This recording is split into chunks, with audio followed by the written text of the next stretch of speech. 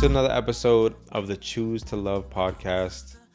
This is my wife, Tainara. I am Jonathan, and today we're going to be choosing to have the conversation on why love is not rude and how rudeness can ruin a marriage. The way we talk, the way we act with one another, and all these little intricate places here and there. If you haven't yet, if you watch our channel, if you first time visitor, returning, subscribe to our channel, like, comment, subscribe, do all that stuff. Okay, boo. The bottom line is that genuine love minds its manners. Mm-hmm. You want me to read that verse I said again or no? Yeah, that's a good verse. Why does love mind its manners? Because Ephesians 4:29, do not use foul or abusive language. Let everything you say be good and helpful, so that your words may be an encouragement to those who hear them. Right? Right. Yeah, I mean, nobody wants to be around someone who's rude. Not just for your especially not for your marriage, but in general, I right? know. It's not No, attractive. no, not even that, but well, yeah, it It's definitely not isn't attractive to be around. attractive to be around, right? You're not gonna want to be around that person. No one's gonna really want to be around that person or work with that person, or Yeah. so it's just. I think it's something that's good for yourself too, in the sense of like what you're gonna attract towards you. I think we have to be mindful too that if we are being rude and with our words, with our actions, we have to know that that's going to cause repercussions as far as like how we're going to be taken, are we going to be taken seriously when we speak? Are we going to be Yeah. avoided? Because at the end of the day, we're not going to get the real version of the person that we want, Yeah. of our spouse. Because if we're constantly being rude, if we're constantly being fake, right? Then I or you, whoever, in return is going to be like, I just don't want to deal with this person anymore. So I'm going to avoid conflict. I'm going to avoid confrontation. I'm just going to kind of hide away. And then that's when you start to like slowly trickle into like marriage to then becoming just roommates. Mm-hmm. Yeah, that's a key word, right? Avoidance, because that's what you want to do. You want to avoid that person that's rude, and not just like towards your spouse, but even the people who are watching you be rude to your spouse are gonna want to avoid you, Yeah. because they're gonna want to be careful what they say around you. And no one wants to be living like that. No one wants to be around somebody that they have to be careful what they say, because they don't know how they're gonna And, react. and if you read Proverbs, like I laugh when I would read it because King Solomon. They say that he might be like talking to either his son or what might be like a son figure, Mm-hmm. and he so many times in Proverbs he mentions that it's not good, it's not fun, it's not enjoyable to be around. He uses, at least in the Christian Standard Version, a nagging wife. Mm-hmm. Like, why would I want to be around someone who's just yapping, yapping, yapping? Everything I do is not enough. Everything I say is not good enough, or everything I say is taken out of context with just like anger. And I think that can be considered a form of rudeness, is taking someone's well-intentioned thing that they do or say and turning it because it's just something that they did that irritates you, or just like their presence irritates you. And that's just not the way marriage is supposed to be. It's supposed to be, this is supposed to be like a safe haven, a place of Yeah. being able to have conversations like this, right? Yeah, you have to encourage one another. But if you're rude to me, Mm-hmm. both in person and in the street, like I'm just gonna avoid it, Yeah. avoid conversation with you, and then that's when it becomes stagnant. That's when you don't grow. Yeah, because if you don't have conversation in any relationship, but especially a marriage, yeah, what like definitely roommate status, because You can't have a marriage without communication. No, Right. like this.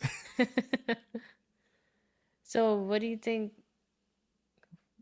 What would you advise if someone was like, I'm struggling with communication? We've had so many hurtful things said to one another. We're just like at this point avoiding each other. What would you say? Say it again. If a friend came to you and said, like, we don't communicate anymore because we're butting heads and we just don't even know what to say to each other anymore. And how do we heal from that? How do we recover? What would you say? What would you advise? Like if a friend was asking you. Well, at the end of the day, it always starts with yourself. The Right. one person that you can change is you. Yeah. So it's one is going to take time. It's going to take patience, and it's going to take persistence at continuing to practice patience. You have to practice patience, and you're going to be tested over and over again. Because when someone is being rude, more than likely they're hurting you, they're hurting your ego. But a lot of times we can think to ourselves, like we were just talking about, we can point the finger Mm-hmm. and never think that we're also contributing in some way or Right. It way. may not look exactly the same, but Yeah, we're still and it contributing. may be like you can extract something that happened in the past that you didn't change, that they really wanted them, that like Mm-hmm. you really wanted me to change, and all of a sudden that triggers other things that annoy them now too, Mm-hmm. because they gave up on that, so they're moving on to the next thing, right? Mm-hmm. So then it's like no matter what you do, it's not the right thing, but it comes all the way back to that beginning. So we have to be mindful of like, okay, what are the things that annoy you? What are the things that irritate you? How can I work on that? And not only how you speak and what you say, how you say it, but then my actions. Are my actions also following the words that are I'm trying to communicate? Okay, I know that you're irritated by me when I walk away from a conversation as we're having the conversation still. Mm-hmm. So although I'm mindful of it, my actions don't always speak the same as what it is I know I'm supposed to be doing. Right. So for me, I have to practice. Okay, like listen, she's talking to you. Stay in front of her until she's done talking to you. And if I have to ask, "Are we done? Can I leave?" So be it until like that becomes more of like a standard of doing things, because then that practice becomes second nature. Mm-hmm. Anytime we practice anything for long enough, and with marriage, you're gonna have to practice for long enough. Yeah. Then that's when it becomes second nature, where it's like, okay, I'm not thinking about it anymore. I'm just doing what it is I said that I was gonna eventually do. But it Right. takes that repetition of practice and doing it when you don't want to, and like, oh, I gotta do something else. She's still talking. Is this conversation done? She's saying the same thing over and over again. And I think I would say like when words are tough, write a letter, write a note. Because I will say personally that helped us in a Yeah, very tough season of our marriage and it's where a it's a where weird the it's a words were hard. yeah it's a weird thing to do, It is, but but it was very it was beneficial for sure. beneficial. I Um think I didn't even think it was so gonna be as beneficial for me as it was for you. I thought like, okay, I'm doing it because I love you and I feel like you need that, and I mhm. was respecting it even though it was weird. Mhm. It actually ended up being therapeutic because yeah, a lot of times when you put pen to paper, you're able to express things that like I don't necessarily communicate exactly how I need to communicate when I'm saying it. And then if you're cutting in, then I'm thinking about the thing that you just said. Yeah, So then exactly. the paper allows your mind to just flow out onto the paper. Yeah. Yeah, you have time to think. You have time You to have time think, to think and read what you're saying and making sure that you have all the points that you want to say. and the person reading it has time to comprehend, Yeah, to let us sink in what it is. right. They may have that slight offense, but then they also have that chance to catch themselves and Yeah. say, "Wait, let me just like think about their heart and what they mean." But I'll share a little bit of what we did is we took a journal and like I would write it and then you would write in response and then I would write in response to you until we We did it felt for like a month. yeah. Was it a I month? think we dedicated it to like we said we're gonna do a month. Mm-hmm. Um, but I Did you mean, keep that? yeah, I You still still have have it. it? Mm-hmm. But yeah, I think it's finding. So just to go back to the question I asked you, I think if someone is stuck, it's finding another way to communicate that may help you get unstuck. Because if you're nervous about approaching your spouse because your communication has just really not been good, I think your spouse seeing you do this will also affect their heart and they will be like, well, he's trying Yeah. or she's trying. So let me Was just listen to what they have to say. was the point that they made in the book in the devotional where they say that let me read it so I don't mess it up. But it said when you practice good etiquette, Mm, you raise the level of respect of the environment around you. yeah. And I think it's easier to see it in the way kids reciprocate it, like in the sense of like because they're so little and we can like mold them and shape them into kind of the you know proper etiquette kids to be polite, to say please and thank you. But that etiquette can also be reciprocated in a marriage Mm-hmm. in the sense of like if I'm doing the things to elevate the etiquette, the to remove rudeness, Mm-hmm. I'm setting a new standard. Like Right. this is how we're doing it in our home. Just like if we were to drop off the kids at somebody's house that they don't have proper etiquette, if we leave them there for a week, guess how they're gonna come back? Mm-hmm. They're gonna come back not saying please and thank you, not putting away their stuff. Not that they always do here either, but It's a they're work gonna in yeah, progress. it's a work in progress. They're gonna be just not have good manners Mm-hmm. versus someone else's kids come here, vice versa. They're gonna be leaving because here they're gonna say please and thank you. They're gonna have good manners and speak the same way that we ask our kids to speak. They're gonna be going home with that same. So like environment helps shape and uplift. So if a husband or if a wife is saying like I'm being the first to make the conscious effort to say I'm choosing to be loving with my words. I'm choosing to not be um, you know, two-faced one way in the street and another way at home.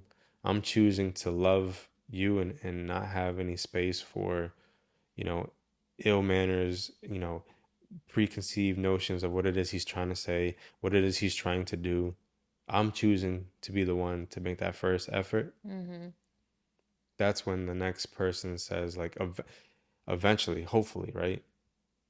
They meet them where they're at. And Right. like that's the new threshold. Mm-hmm. That's where the level starts next. Mm-hmm.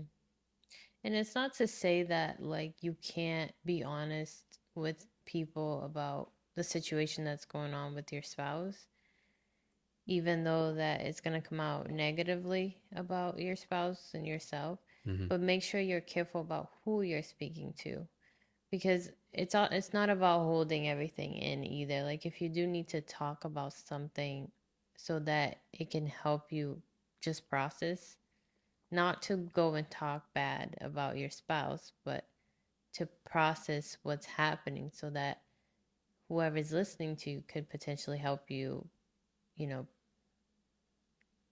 get out of the funk or whatever. Yeah. But so it's not to say that don't go and talk to anybody, but be careful who you talk to. If you don't have someone who you know will actually help you, then like I think a therapist would be the best option. But But be careful. this is something that we've had a conversation on before is when we've noticed something that we didn't like that we felt was rude that diminished one another speaking, like for example, like if our friends were speaking about relationships with one another in the context of a group, Mhm. All the girls were saying like, "Oh yeah, husbands they don't do this, this, and this, right?" Or like, "Oh yeah, all men are like this, and this," and like you're chiming in. I remember we've had the conversation. We don't do this anymore because we've had that conversation of, Mm-hmm. listen, I don't like that. If you're gonna if you have an issue with something I do, like let's address it. Right. Let let's talk about it so that way you're not feeding into the frenzy of, oh yeah, my man's like that too. Mm-hmm. Let's let's figure it out ourselves. Not saying that you're not agreeing with them, but we're not feeding into the fire because that belittles one another. Mm-hmm. And we want to make sure that we uplift one another. That even in public, specifically in public, we're boasting them up. Mm-hmm. Not saying that like, oh yeah, my man's the best. Like you don't have to like be all like braggy and stuff like that either, but just don't participate and be like, oh no, no, I got nothing to say here, you know. Mm-hmm. Oh no, we're fine. You know what I mean? Yeah, and I mean like I said, those that conversation is not to be had like in a group setting where your husband's there and you're talking about, oh, he doesn't do this, he doesn't do that. Yeah, Like if you want to talk about it because you're struggling with it, talk to somebody one on one who is actually gonna help you. Not say like, oh, girl, really? yeah, That's not good. yeah. We need to have friends that are gonna be truthful, Yeah, that are because gonna like put their finger in our eye and be like, yeah, well, you right, ain't that easy to love either. right, because when you're saying it out loud like this in a group setting, you're embarrassing them.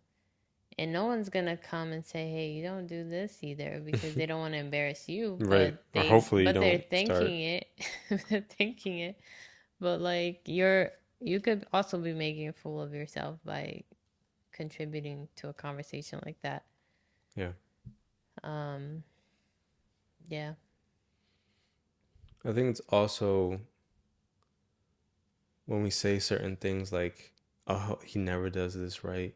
Mm, Like certain phrases like that, right?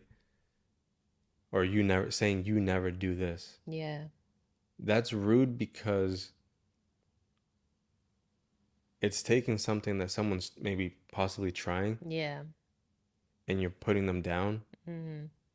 instead of using words of encouragement to be like I'm not saying like you'll get them next time, sport. Like I'm not saying like say stuff like that, Mm-hmm. but we just have to be really mindful and conscientious of effort that's being put in from the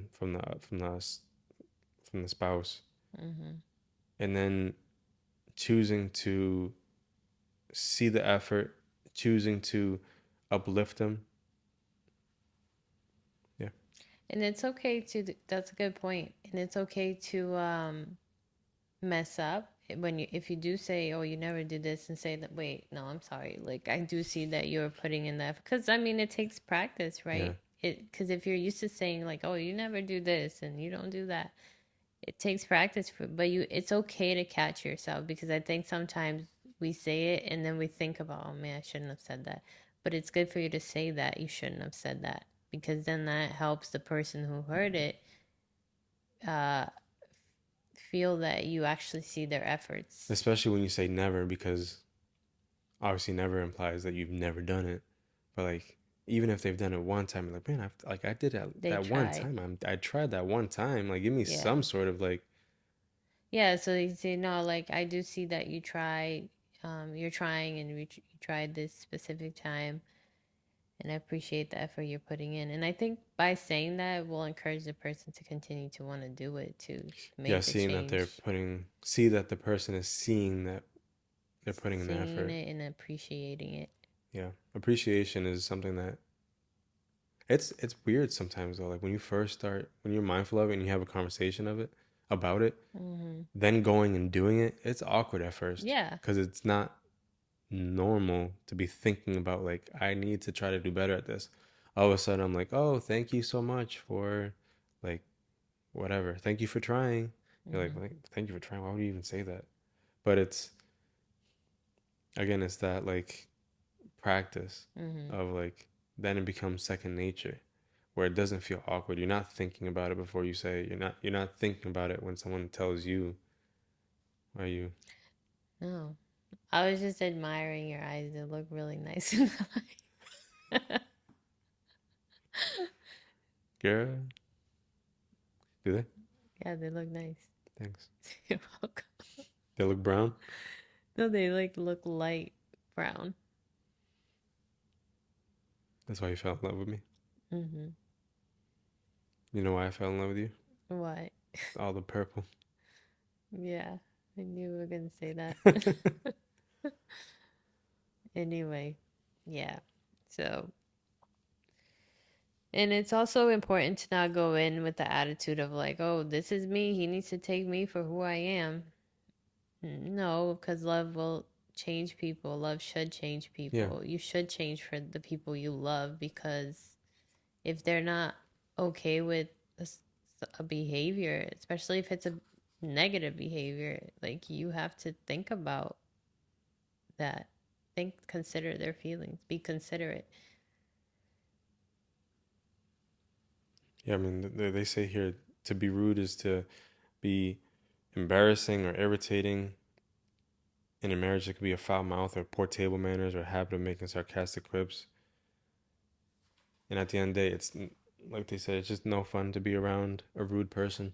So Yeah, if you're gonna spend the eternity with this person till death till you do you part, do your part in not being cumbersome to be around. Make mm-hmm. it a delight to have the other person want to be with you, right? Right. Mm-hmm. So a challenge could be, not could be. This is what we wrote down.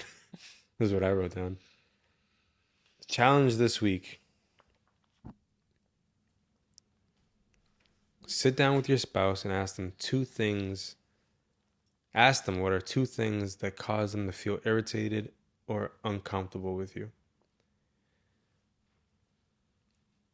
This gives you guys an open platform to be able to have a conversation and don't go into it feeling, go into it open hearted, go into it with no guard up. Know that the person that is asking those things of you is also having to love a person that is not easy to love, that comes with things that they don't like as well. So, yeah, that's the challenge this week. That sound good? Sounds good. Sounds good. All right. Well, that's episode 5 for you guys today. If you got something out of this episode, comment in the section what it is you got.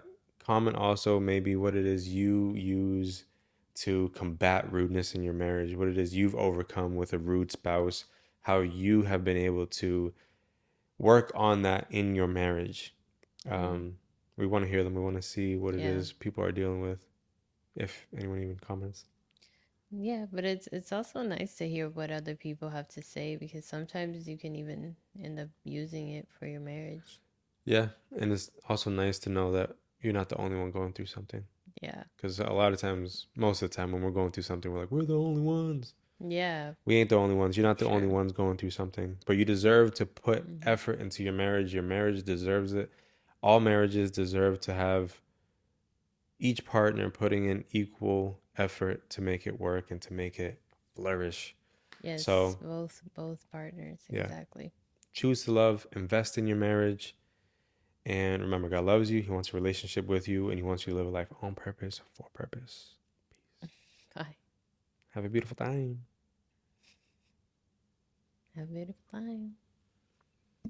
I use more of an accent. Have a beautiful time. Is that good?